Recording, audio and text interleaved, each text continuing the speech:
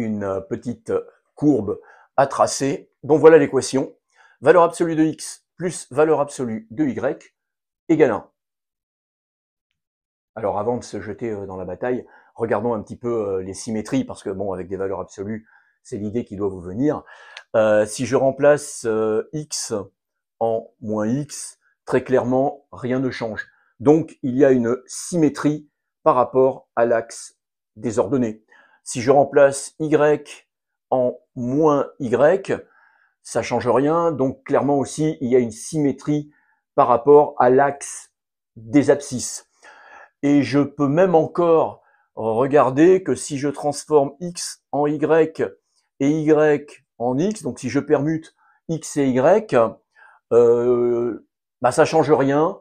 Donc dans ce cas-là, ça veut dire qu'il y a une symétrie par rapport à la droite d'équation y égale x. Donc ça fait beaucoup de symétrie, mais en fait, et ça va nous permettre d'ailleurs de réduire les calculs.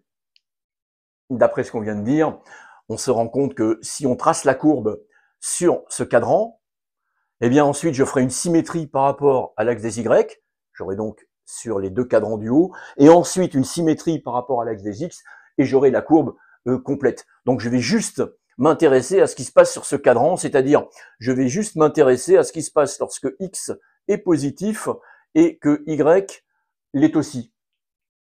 Dans ce cas-là, x positif, donc il est égal à sa valeur absolue, y aussi. Donc ma courbe aura pour équation x plus y égale 1. C'est une droite uniquement donc sur ce cadran. Alors si x vaut 1, y vaut 0. Si x vaut 1, y vaut 0. Et si y vaut 1, x vaut 0. Voilà. Donc j'ai un morceau de droite ici. Et par symétrie, voilà, voilà, et voilà. Bon, mon dessin est pas trop joli. Et donc, pour conclure, quelle est la représentation graphique de la courbe qui a cette équation-là? Eh bien, il s'agit, c'est mal dessiné, je suis désolé, mais il s'agit d'un carré.